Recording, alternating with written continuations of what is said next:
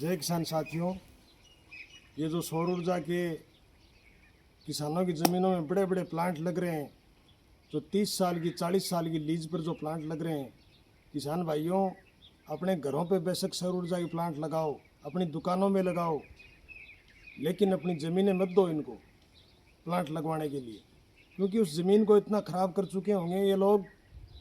3-4 feet की height पर बजरी डाल देंगे उस ज़मीन के अंदर और उस ज़मीन को बिल्कुल नष्ट कर देंगे। और जब 30 साल का समय आएगा, टाइम आएगा, तो क्या लगता है आपको ये ज़मीन वापस लौटाएंगे? ये ज़मीन अधिग्रहण करने का एक बहुत बड़ा स्कीम है भाइयों। ये लोग ज़मीन को ही तो कोसना चाहते हैं। मुद्दा तो ज़मीन ही है मेन। 3 काले बिल यदि लागू नहीं हुए, उसको ये बैकडोर से दूसरे तरीके से ज़मीनें लेना चाहते हैं। अपन देखते हैं अपने राजस्थान के अंदर जैसलमेर, बाड़मेर, बीकानेर, फलोदी, जोधपुर, उधर की ज़मीनें, ये बहुत सी ज़मीनें एक्वायर कर चुके सौर ऊर्जा के नाम पर। और कितनी खेजड़ी कट रही है, पेड़ पौधे कट रहे हैं, प्रकृति को भी नष्ट कर रहे हैं लोग। और ये बहुत बड़ा स्कीम है भाइयों। ये ज़मीनों को एक बार तो सौर ऊर्जा के नाम से 20-30 साल तक तो ये सिस्टम को चला कर रखेंगे। उसके बाद देखना इसी ज़मीन पर पानी लगेगा, बड़े रूप से खेती होगी। बड़े पूंजीपति लोग ये अपनी खेती के लिए ज़मीनें ले रहे हैं। अब वो कल बलराम जाखड़ जी के बेटे हैं सुनील जाखड़ जी, वो बोल रहे थे कि किसानों के बच्चों को खेती से अपना ध्यान हटाना चाहिए। वो जानबूझ के कर रहे हैं ऐसा काम, ताकि बच्चे और किसान के बेटे खेती ना कर पाएँ। क्योंकि ये बड़े जो लोग हैं ना, बड़े मगरमच्छ, ये ज़मीनों को हथियाना चाहते हैं। इनका मेन मुद्दा ही ज़मीन है। ये न्यू वर्ल्ड ऑर्डर का हिस्सा है भाइयों। ये बहुत बड़ी जालसाजी है, समझो इस चीज़ को। 30 साल बाद में वो ज़मीन दे देंगे हमें। किसान अपनी ज़मीन केसीसी से रहन मुक्त नहीं करा सकता। उसमें इतने सिस्टम, इतने कॉलम डाले हुए हैं, तो उसमें तो बहुत बड़ी, इतनी बड़ी फाइलें बनती हैं। पता नहीं कौन सी जगह पर ये साइन करवा लेंगे।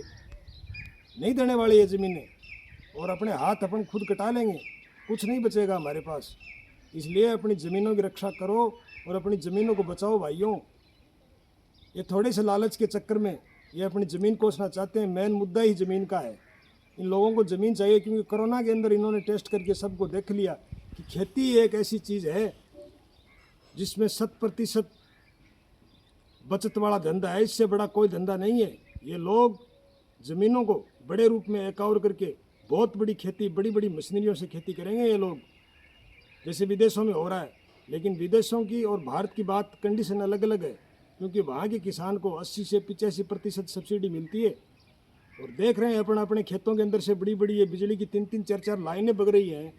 एक पोल को रोपने के लिए कितनी ज़मीन खराब होती है। और मुआवजा उस रूप से थोड़ी देते हैं मेरे को, नॉर्मल मुआवजा दे देते हैं और खम्मे रोप के चले जाते हैं।